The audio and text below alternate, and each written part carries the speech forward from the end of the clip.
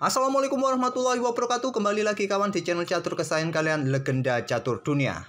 Kita lanjut kawan, game kelima antara Ian Nepomniachtchi versus Ding Liren di kejuaraan dunia catur klasik 2023. Setelah sempat membalas pada game keempat kawan, game kelima pastinya akan lebih seru karena posisi sampai game keempat poinnya seimbang 2-2 kawan. Di sini game kelima hitungan ganjil, Ian Nepomniachtchi kembali pegang putih dan dia bermain dengan pembukaan pion E4 lagi kawan. Dia tidak bermain dengan pion D4 seperti dalam permainan game ketiga yang juga berakhir miss dalam permainan Queen's Gambit Decline. Tapi memilih dengan pion E4, pion E5, kita temui lagi kawan pembukaan Ruy Lopez, gajah B5, pion A6, Morphy Defense, gajah A4, kuda F6, rokade kawan, gajah E7. Pada game pertama kawan, Ian Nepomniachtchi memutuskan sikat kuda atau melakukan pertukaran gajah sikat kuda C6. Ini disebut dengan permainan atau variasi pertukaran yang tertunda. Dengan variasi ini pada game pertama juga berakhir miss. Tapi Ian Nepomniachtchi pada posisi ini tidak memilih jalur utamanya dengan benteng E1. Permainan benteng E1 ini merupakan pilihan yang paling banyak kawan. Sekitar 40.000 game yang ada di database bermain seperti ini. Atau pilihan nomor 2 adalah pion D3 dan langkah-langkah yang lain kawan. Kalau benteng E1 jelasnya pion B5, gajah mundur, rokade di langkah berikutnya, apakah pion A4 anti marshal ataupun kalian menantang permainan marshal gambit dengan pion C3 bisa juga dilanjutkan. Kalau anti marshal banyak pilihannya kawan, pion A4 ataupun pion H3, pion D3 merupakan salah satu permainan anti marshal. Oke, kembali lagi ke langkah aslinya. Permainan aslinya Ian Nepomniachtchi tidak memainkan jalur utamanya dengan benteng E1 tapi memilih dengan pion D3. Dan di sini pion B5 jawaban utama dalam posisi seperti ini. Jika putih memainkan pion D3, pilihan utamanya adalah pion B5 oleh Ding Liren. Kemudian di sini gajah mundur ke peta B3 dan sekarang pion D6 dan pion C3. Setelah hitam memainkan pion D6-nya, jelas kawan gajah ini juga dipersiapkan untuk menekan kuda F3 ini. Dan biasanya akan diikuti dengan kuda D4. Oleh karena itu antisipasinya adalah dengan pion C3 oleh Ian Nepomniachtchi. Dengan pion C3 ini juga memberikan keleluasan pergerakan gajah jika ingin direposisi ataupun juga persiapan dukungan bagi pion D4. Membuka ruang juga bagi menteri untuk pergerakan di diagonal ini. Banyak sekali fungsinya kawan. Seperti dalam permainan Italia pun pion C3 sangat sering juga dimainkan untuk dukungan pion pusat terutama kawan. Ataupun kontrol peta D4 dari ancaman manuver kuda ataupun gajah ke peta G4 ini. Ding Liren rokade, pion H3. Langkah ini cukup penting kawan untuk kontrol peta G4 sebelum mendobrak peta pusat dengan pion D4. Anggap contoh pada posisi ini kalian bermain dengan pion A4. Kalaupun ada gajah ke peta G4 di posisi ini kawan, kalian juga bisa melakukan ancaman terlebih dahulu sebelum nanti akan didahului dengan kuda ataupun kalian bermain dengan pion pusat. Ataupun pada posisi ini tadi kalau kalian tidak bermain dengan pion A4 langsung dobrak peta pusat seperti ini kawan. Itulah tadi fungsinya pion H3 karena ada serangan gajah G4 kawan. Dan nanti diikuti manuver kuda untuk ambil balik pion ini dan menekan kuda yang ada di peta F3 atau gajah sikat kuda terlebih dahulu. Nanti struktur pion kalian rusak di depan raja demi mempertahankan peta pusat. Kebajangan pada posisi seperti ini kawan, ada game yang memainkan gajah E3 berkuat peta D4. Dan hitam akan mendahului pion E pukul pion D4, pion C pukul pion D4, dan hitam akan menyerang pion pusat dengan pion D5. Dan di sini mungkin pion E5 kalian mainkan, kuda akan lompat ke peta E4 kawan. Ataupun pada posisi ini kalian melanjutkan dengan langkah seperti pertukaran, pion E pukul pion D5 ini, kuda ini akan ke peta A5 untuk coba ancam gajah terang di sini kawan. Pertukaran seperti ini rasanya tidak terlalu menguntungkan bagi putih. Yang paling logis juga bagi kita saat ada pion D5 ini, pion E5 juga patut dipertimbangkan menjadi pilihan yang terbaik atau terkuat untuk mendapatkan ruang juga. Oke, kembali lagi ke langkah aslinya kawan. Jadi pion H3 langkah yang cukup penting untuk menghentikan gajah, diikuti pergerakan kuda yang ingin menekan peta D4. Gajah direposisi atau dikembangkan di peta B7 saja oleh Ding Liren. Sekarang pion A4. Yanepo ingin membuka lajur A kawan dan juga memberikan tempat bagi gajah jika ada serangan kuda A5 kawan agar gajah ini tetap mengawasi diagonal A2 G8 untuk pressure peta F7 ini. Kalaupun di sini kalian mencoba bermain yang lain, ya nanti ada kuda siap serang gajah. Kalau gajah kalian pertahankan di diagonal ini, akan butuh beberapa tempo kawan untuk mendapatkan diagonal yang terbuka. Karena di peta D3 ataupun peta E4 ini kawan terblokade oleh pionnya sendiri. Jadi itulah fungsi pion A4 dari Yanepo ini. Dan Dingliren tetap melangkah kuda A5. Selain ancam gajah terang agar tidak mengincar diagonal ini, juga persiapan pion C-nya kawan yang sering terjadi dalam permainan Ruy Lopez. Dan gajah tetap dipertahankan di diagonal ini mundur ke peta A2, di sini pion C5, dan pada langkah ke-11 ini kawan, langkah-langkah seperti ini sangat sering kita jumpai dalam pembukaan Ruy Lopez. Masih dalam tahap teori pembukaan Ruy Lopez kawan. Dan di beberapa game sebelumnya pada posisi seperti ini, ada yang memainkan benteng ini bergerak ke peta E1, ataupun kuda ini bergerak ke peta A3 kawan. Tapi di sini Yanepo memilih mengeluarkan gajah gelapnya ke G5. Idenya simpel kawan, siap bertukar dengan kuda F6. Diambil balik oleh gajah dan gajah gelap nanti pada posisi yang kurang menguntungkan. Butuh beberapa tempo untuk mendapatkan area terbuka lagi kawan. Itulah rencana dari Yanepo. Dan ini merupakan ide baru kawan yang terjadi di langkah ke-12 ini yang belum terjadi di game-game sebelumnya. Pion H6. Gajah sikat kuda F6 lanjut Yanepo diambil balik oleh gajah. Dan coba lihat kawan, gajah ini sementara hanya mengawasi peta-peta ini saja kawan, ataupun peta E7. Butuh tempo yang lebih baik bagi gajah ini ataupun bagi kedua gajah hitam ini untuk mendapatkan posisi yang bagus. Kalau gajah terang sementara posisinya lumayan bagus di diagonal terang panjang. Kalaupun gajah ini direposisi kawan, anggap contoh ke peta ini diagonal ini ataupun ke diagonal ini butuh beberapa tempo. Itulah niatan dari Yanepo Niachi untuk mendapatkan tempo kawan. Selain posisi, perhitungan tempo juga harus kalian kalkulasi agar kalian mempunyai waktu atau tempo yang lebih cepat untuk menyerang kawan. Oke, kembali ke permainan. Dan di sini berlanjut pion A pukul pion B5 membuka lajur A kawan Yanepo. Pion A pukul balik pion B5.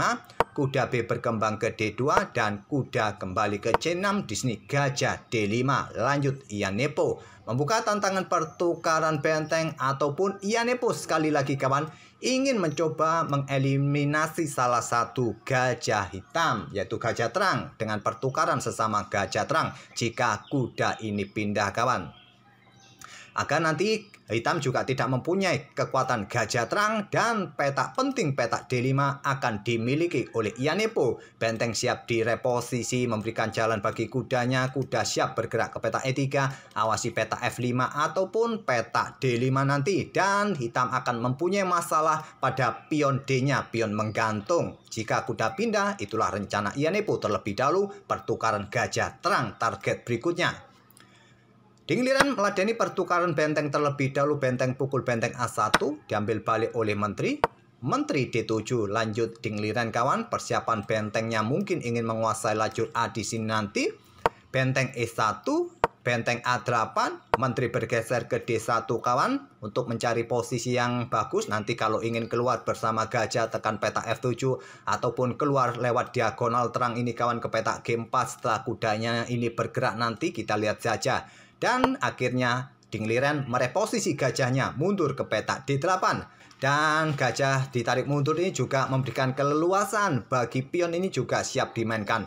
Tapi sementara pion ini dalam posisi kena pin kawan. Jadi beberapa tempo berikutnya sulit untuk memainkannya. Di sini kuda F1 lanjut Yanepo dan akhirnya ingin eliminasi mengajak pertukaran agar pionnya ini juga bisa dimainkan nanti.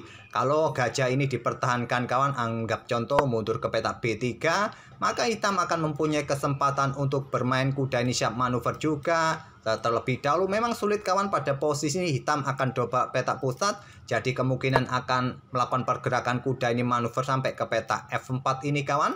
Itu yang akan direncanakan oleh Dingliren jika gajah ini sementara ditunda untuk melakukan pertukaran. Tapi di posisi ini simpel Yanepo melakukan pertukaran langsung gajah pukul gajah. Diambil balik oleh menteri. kuda masih punya opsi kawan nanti bergerak sampai peta F4 di sini. Kuda E3, lanjut Yanepo. Jelas kawan, untuk mempertahankan peta pusat D5 ataupun peta F4 dari kemungkinan hitam melakukan dobrakan di dua lajur ini.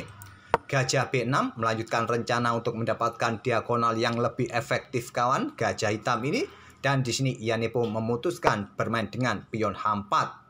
Dan di sini kawan, kalau kalian menginginkan pergerakan kuda sampai peta F4 di posisi ini, kemungkinan di sini pion akan tetap dimainkan oleh putih kawan untuk ancam kuda. Kalaupun kuda tetap melakukan pergerakan ke peta F4, giliran kawan pion G3 atau kuda ke H4 terlebih dahulu, nanti juga bersama kuda yang lain ke peta F5 bisa jadi pilihan. Tapi kalau kalian memilih dengan pion G3 terlebih dahulu, sepertinya membuat langkah pengorbanan pion di sini kawan. Kalian juga bisa mendapatkan pion pusat seperti ini kawan, dan terjadi pertukaran dengan cara seperti ini.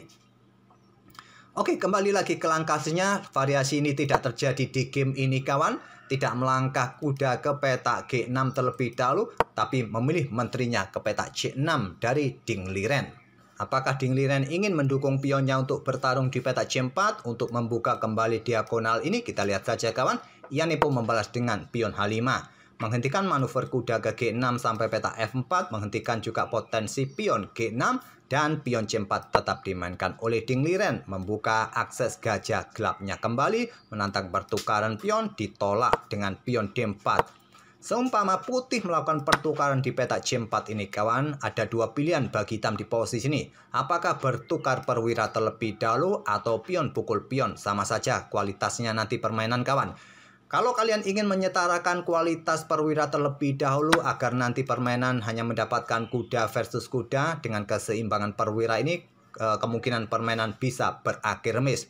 Dan di sini pion pukul pion ancam menteri, menteri ambil balik, bisa mendapatkan pion yang di sini, benteng ambil gajah, menteri ambil pion di sini untuk dukungan bentengnya kawan, benteng mundur ke peta E1, menteri ambil pion yang di sini, putih juga bisa mendapatkan pion yang di sini.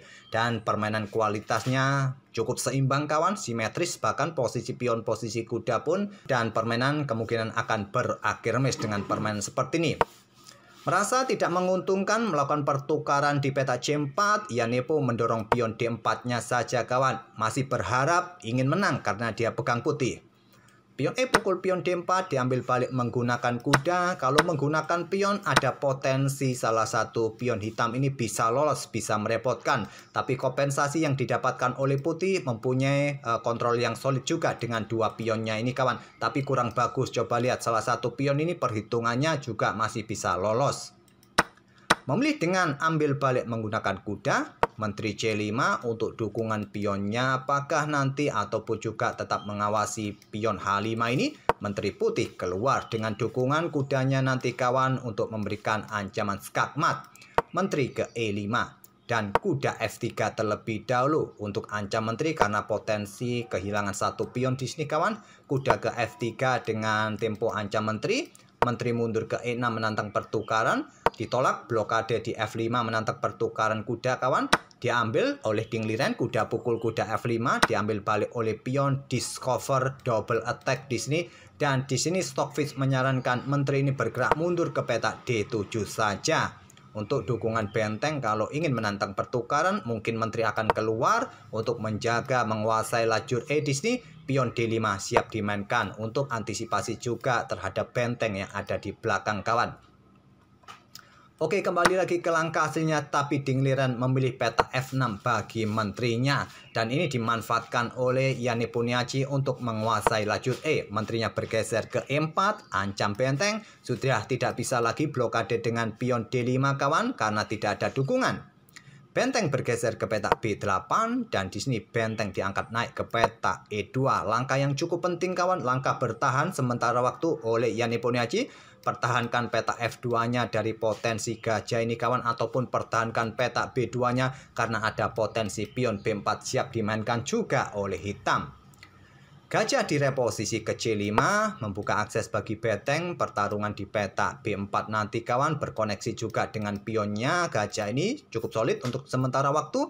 Di sini pion G4 dimainkan oleh Yanepo untuk pertahankan posisi pionnya, perkuat posisi pion. Selanjutnya, menteri mundur ke D8 dan menteri bergeser ke D5. Sentralisasi kawan, tetap tekan posisi gajah di sini. Apakah pergerakan kuda juga siap dimainkan untuk nanti bisa mendapatkan gajah di petak C5 ini? Kita lihat saja. Dan pion B4 siap dimainkan juga pada posisi ini bagi hitam kawan. Benteng bergeser ke J8, perkuat posisi gajahnya juga bisa jadi pilihan. Memilih raja bergeser ke F8. Di sini terlebih dahulu raja bergeser ke F1 untuk menghindari pin-pinan sebelum melangkah kuda ke pusat kawan. Stockfish menyarankan bergerak ke petak H2 sedikit lebih kuat bagi raja putih, tapi memilih ke petak F1 dan di sini benteng digeser, perkuat posisi gajah dari potensi ancaman kuda ke pusat ke E5 kawan. Di posisi ini Stockfish menyarankan menteri ini yang membackup gajah kawan. Itu menurut Stockfish lebih kuat. Kemungkinan tidak lagi ke petak E5, akan bergerak ke petak D4 kuda ini. Tapi memilih bentengnya yang perkuat posisi gajah. Dan di sini benteng naik ke E4 oleh Iyane Poniachi. Persiapan pion G-nya dimainkan, lajur G akan dikuasai oleh benteng, tidak lagi bermain di lajur E kawan. Itulah rencana dari Iyane Po. Dan di sini benteng B8 digeser. Apakah reposisi untuk serangan di lajur B? Pionnya siap didorong kawan. Dan di sini pion G5 siap dimainkan. Raja bergeser ke G2 menurut Stockfish lebih kuat. Tapi kalau kalian melanjutkan seperti yang saya bilang tadi kawan, kuda bisa manuver memberikan ancaman skakmat di sini, maka pion akan ambil kuda. Sepertinya akan untung satu pion di sini kawan, tapi akan sedikit memberikan hitam kesempatan untuk bermain, menterinya keluar kawan. Masih bisa dimainkan, putih masih dalam posisi bagus, tapi tidak terlalu kuat. Iyane Po memilih dengan pion G5 dan pion H pukul pion G5. Kalau Stockfish menyarankan menteri ini ke petak D7 terlebih dahulu. Menerima tantangan pion H pukul pion G5, benteng G4, dan benteng A8 persiapan melakukan ancaman serangan kawan di baris pertama ataupun cukup baris kedua untuk ambil pion. Kenapa tidak mencoba backup pion G5 ini dengan pion F6 kawan agar tidak diambil oleh benteng atau kuda? Maka kuda ini akan dikorbankan kawan ke petak H4. Jika diambil langsung oleh hitam, pion G pukul kuda H4 ini, maka pion ini akan didorong kawan. Dan selanjutnya bisa promosi. Kalau langsung diambil oleh hitam lagi, maka ancaman skakmat lebih cepat kawan. Seumpama pada posisi ini, kuda tidak kalian ambil, mungkin bermain dengan benteng melakukan ancaman serangan di sini kawan. Maka kuda akan ke petak G6, ancaman skakmat pun masih sama kawan, lebih cepat. Dan berikutnya ancaman skakmat. Kalaupun pada posisi ini kawan, kalian mencoba pergerakan raja ini, mencoba segera lari ke petak-petak ini kawan. Di sini benteng akan melakukan serangan terlebih dahulu, raja ke D7, kemudian di sini kuda G6 memberikan dukungan di sini kawan. Raja akan lari terlebih dahulu, ada skak di sini, raja bergerak ke petak B6 dan pion ini jatuh kawan satu persatu dan pion ini juga leluasa untuk bergerak promosi. Oleh karena itulah kawan tidak coba di backup dengan pion F6, memilih melakukan ancaman serangan dengan benteng A8 dan kuda ambil pion G5. Persiapan ambil pion ini ancaman skakmat terlebih dahulu benteng A1 skak, raja E2, menteri ke E7 skak, diblokade oleh kuda kawan, menteri bergeser ke E8 agar tidak kena tempo pion ini didorong maju, kemudian raja F3, menteri A8 menantang pertukaran dan menginginkan permainan endgame, berharap dalam permainan endgame Ding Liren bisa mempertahankan posisi atau bisa menghasilkan remis.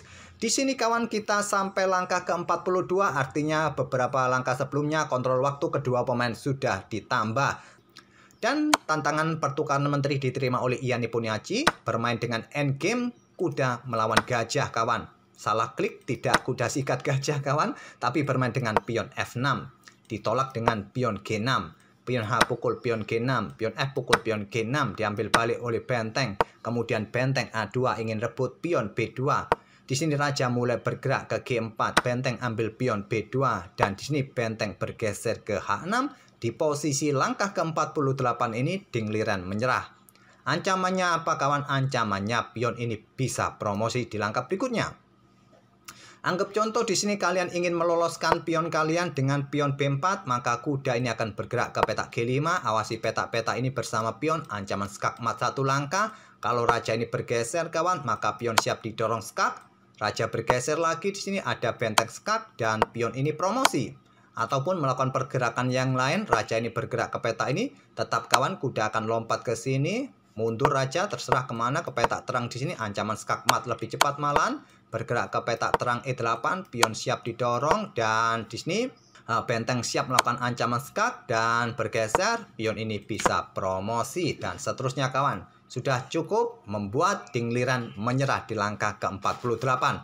Kembali menang kawan pada game kelima Ian Nepomniachtchi dan sementara ini kembali unggul 1 poin atas Dingliren. Masih butuh perjuangan panjang kawan, masih banyak game yang tersisa. Kita tunggu saja di game-game berikutnya seperti apa. Itulah kawan analisis game kelima. Semoga permainan kedua pemain bisa menghibur dan jadi bahan referensi dalam tahap pembukaan Ruy Lopez. Kita akan bertemu di video-video berikutnya. Terima kasih sudah mampir tiap hari. Wassalamualaikum warahmatullahi wabarakatuh.